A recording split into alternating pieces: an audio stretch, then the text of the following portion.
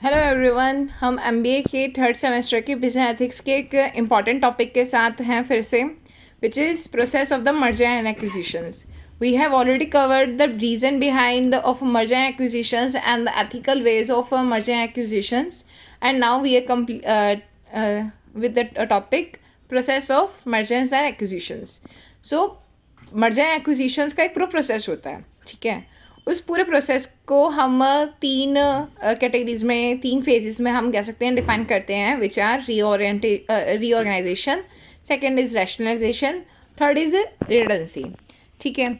अब इन तीनों के लिए हमने आगे फर्दर इनके प्रोसेस होते हैं. ठीक है. रीऑर्गेनाइजेशन को मैं आपको फर्दर मैं आपको समराइज कर देती हूँ. रीऑर्गेनाइजेशन मीन्स आपके जैसे दो पार्टीज़ हैं, दो कंपनीज़ हैं, डिफरेंट कंपनीज़ हैं, तो अब वो दोनों के ऑर्गेनाइजेशंस को क्लब करके आपका एक ऑर्गेनाइजेशन बनने वाला है, ऑर्गेनाइजेशन स्ट्रक्चर बनने वाला है.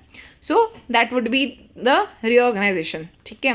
रैशनलाइजेशन में आ जाता है कि ऑर्गेनाइजेशन बनने के बाद आपके क्या क्या आइडियाज़ हैं, बिजनेस वैल्यूज़ क्या क्या होने वाले हैं, आपका क्या स्ट्रेटजीज रहने वाली है, आपका पूरा बिजनेस क्या स्केल था, क्या उसका पूरा लेआउट था, क्या प्रोसेस रहने वाला है, क्या प्रोडक्ट रहने वाला है, सारा आइडिया जो होता है वो रैशनलाइजेशन में आ जाता है. ठीक है. उसके बाद रिडंडेंसी. अब आपने सब कुछ करने के बाद आपने देख लिया कि आप कौन से प्रोडक्ट के साथ जाएंगे, क्या आपका बिजनेस आइडिया, सब कुछ आपने सेटअप कर लिया. अब आपके पास आ जाता है रिडंडेंसी. एक्चुअली हम जब भी हम मर्जर एंड एक्विजिशन करते हैं तो मेजर जो हमारे पास प्रॉब्लम आती है कि हमारे पास जो दोनों ही ऑर्गेनाइजेशन की, दोनों ही वेंचर्स के हमारे पास आइडेंटिकल प्रोसेसेस, आइडेंटिकल कह सकते हैं हम सेक्टर्स हो जाते हैं, और ठीक है, एचआरस वगैरह, मतलब आइडेंटिकल चीज़ें आ जाती हैं, तो जिससे हमारी क्या हो जाती है, डुप्लीकेसी का प्रॉब्लम आ जाती है. तो redundancy is very much needed कि हम जो अपने डुप्लीकेसी और अपने जो एक्स्ट्रा कॉस्ट है उसको हम रिड्यूस कर सकें. ठीक है. तो ये हमारा मैंने आपको ऊपर एक ओवरव्यू दे दिया है, तो हम इसको करते हैं. आपको मैं ये सारे पॉइंट्स वाइज बता रही हूँ. इन पॉइंट्स को आप इजीली याद कर सकते हैं. It is very easy to learn, और इन पॉइंट्स को आप पेपर में एक्सप्लेन करके आएंगे तो आपका ये पूरा जो क्वेश्चन है ये 20 नंबर तक आएगा, 20 या 12 नंबर तक में आएगा. तो अगर ये 20 नंबर में आता है, अगर आप इस पॉइंट्स को 2-2, 3-3 लाइन में भी एक्सप्लेन कर देते हैं, so you would be getting full marks. Okay. So reorganisation में क्या है, redesigning of all the organisational function for minimisation of duplication and increase the productivity. समझ गए. Very easy. ये रीडिज़ाइन हम करते हैं कि भैया हमारे जो डुप्लीकेशन है उसको हम मिनिमाइज़ कर सकें और अपनी प्रोडक्टिविटी इंक्रीज़ कर सकें. ठीक है. और redesigning of the organisation function, ये आपका जो है यहाँ पे कीवर्ड रहने वाला है रीऑर्गेनाइजेशन में. ठीक है. इसमें हम क्या करते हैं, restructuring organisation. Restructuring of organisation means new hierarchy setup. New hierarchy करनी पड़ेगी कि अब आपके जो दो वहाँ पे कह सकते हैं आपके पास सीईओ थे, आप उसमें देखने वाले हो कि किस सीईओ को कैसे रखना है, कैसे मैनेज आप करने वाले हो, किसकी हायरार्की सेटअप होगी, कौन टॉप मैनेजमेंट में होगा, क्या है, ये सब चीज़ें इसमें आ जाती हैं. ठीक है. प्रोसेस इंटीग्रेशन में मिनिमाइजिंग ऑफ रिडंडेंसी. ठीक है. जो भी हम आपके वेस्टेज है, जो भी आपके एक तरह से कह सकते हैं डुप्लीकेट है, आपके रिसोर्सेज हैं, पर्सनल हैं, जो भी हैं आपके, उनको आप कोशिश करते हो मिनिमाइज़ करने के लिए. तो आप उनमें से जो बेस्ट टैलेंट है या बेस्ट प्रोडक्ट या एसेट है उसको आप रिटेन करते हैं. सेकंड के लिए आप देखते हैं कि what you could do as best for them. ठीक है. कि उसके लिए उनको टर्मिनेट करना है या उनको रीलोकेट करना है, रीअसाइन करना है, ये सब चीज़ें आपकी प्रोसेस इंटीग्रेशन में आ जाती हैं. कल्चरल इंटीग्रेशन आ जाता है. As we know, every organisation and every venture has a different culture. ठीक है. डिफरेंट वर्क कल्चर होता है. अब दो डिफरेंट वेंचर्स का, दो डिफरेंट एक्विजिशंस का आपका क्या हुआ है कि ये दो डिफरेंट कल्चर होंगे, तो दो डिफरेंट कल्चर को आपको एक जो भी उसके कॉमन वैल्यूज़ होंगे, कॉमन कल्चर होगा, उसमें आपको इंटीग्रेट करना पड़ेगा. ठीक है. वो इसमें आ जाता है. पर्सनल अलाइनमेंट इसमें आ जाता है. आपका टर्मिनेशन, रीलोकेशन, रीअसाइनमेंट, सब कुछ इसमें आ जाता है. ठीक है. इसके बाद आ गया आपका टेक्निक्स एंड टेक्नोलॉजी सेटअप्स. अब आपको देखने पड़ेंगे कि अगर जैसे किसी एक के पास ट्रेडिशनल अप्रोच है कोई प्रोडक्ट को प्रोड्यूस करने की, एक के पास एडवांस टेक्नोलॉजी है, तो आप उसमें से कौन सी रखने वाले हैं, क्या करने वाले हैं, ये सब चीज़ें आपकी टेक्निक्स एंड टेक्नोलॉजीज इसमें आ जाएंगी. ठीक है. ओके, अब इसमें आ जाता है रैशनलाइजेशन। रैशनलाइजेशन में आ जाता है analysing and the stream lining of the assets, activities and the procedure. यहाँ पे आपने ऑर्गेनाइजेशन सेटअप कर लिया, ठीक है।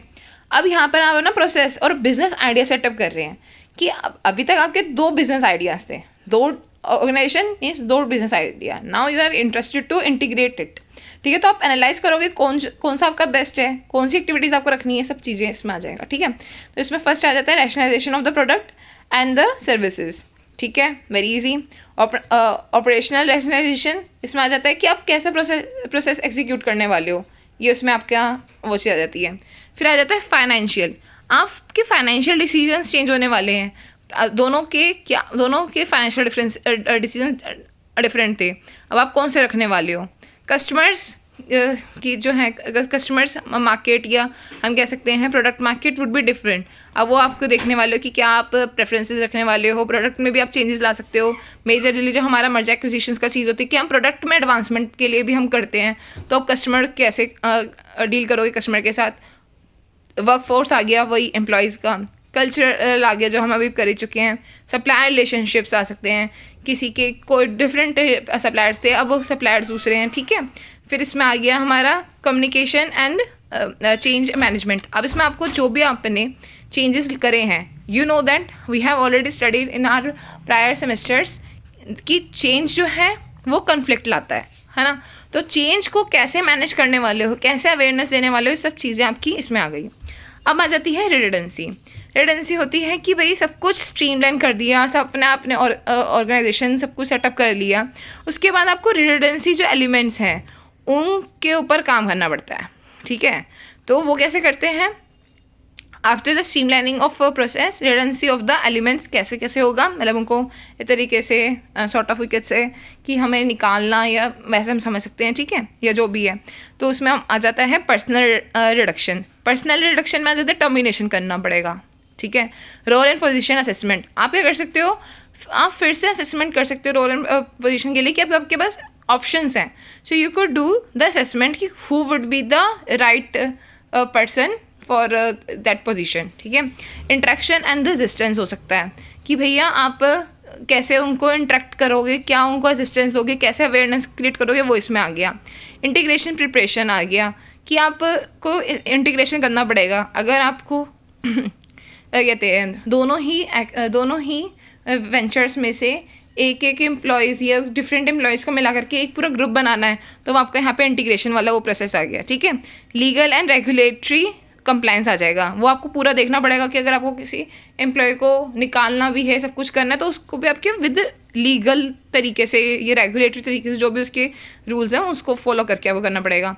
स्किल्स एंड टैलेंट रिटेंशन आ गया। अब आप क्या करेंगे, यू मस्ट बी नो कि भैया कौन सा आपका स्किल और कौन सा आपका टैलेंट है which is needed to you, जो कि आप उसको रिटेंशन करेंगे, ठीक है।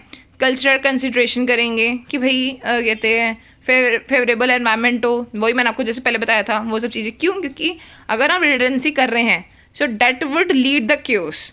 तो अब आपको कल्चरल के लिए कंसिड्रेशन करना पड़ेगा कि भाई फेवरेबल एनवायरनमेंट हो, so that everybody could learn and like every would be feel considered कि हाँ भाई हमारे साथ कुछ गलत नहीं होने वाला है, ठीक है। Reassignment and the transition process support.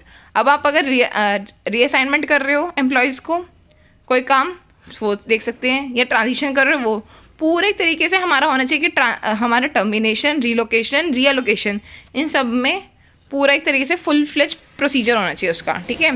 Reduce expenses and the efficiencies, हमारे पूरा कोशिश होनी चाहिए रिडंडेंसी को मेजर लेकर के कि हमारे एक्सपेंसेस जो हैं वो रिड्यूस्ड हो और हमारी एफिशिएंसी में भी कोई चैलेंजेस ना आए, ठीक है। उसके बाद consider the impact on stakeholders. We must be well aware कि क्या स्टेक होल्डर्स के ऊपर इम्पैक्ट आने वाला है, ठीक है, so that you could plan accordingly, ठीक है। फिर उसके बाद है पोस्ट रिडंडेंसी इवैल्यूएशन। आपने रिडंडेंसी कर दी, जो एम्प्लॉयज़ को निकालना था, किसी को रिलोकेट करना था, सब चीज़ें आपने कर दी, उसके बाद आप फिर से रीवैल्यूएट करें कि जो आपने किया उससे कोई परेशानी तो नहीं है, ऐसा तो नहीं आपने उस बंदे को निकाल दिया जो बंदा आपके लिए इम्पॉर्टेंट था और उसको आपको रिटेन करना चाहिए था, ठीक है, रिटेंशन देना चाहिए था, तो वो सब चीज़ें आपको एनालाइज करनी होती हैं। सो मैं समझती हूँ ये बहुत ईजी टॉपिक था, और ये था भी, आपको इसको बस थोड़ा सा एक्सप्लेन करना है and you would get the full marks. Okay, thank you.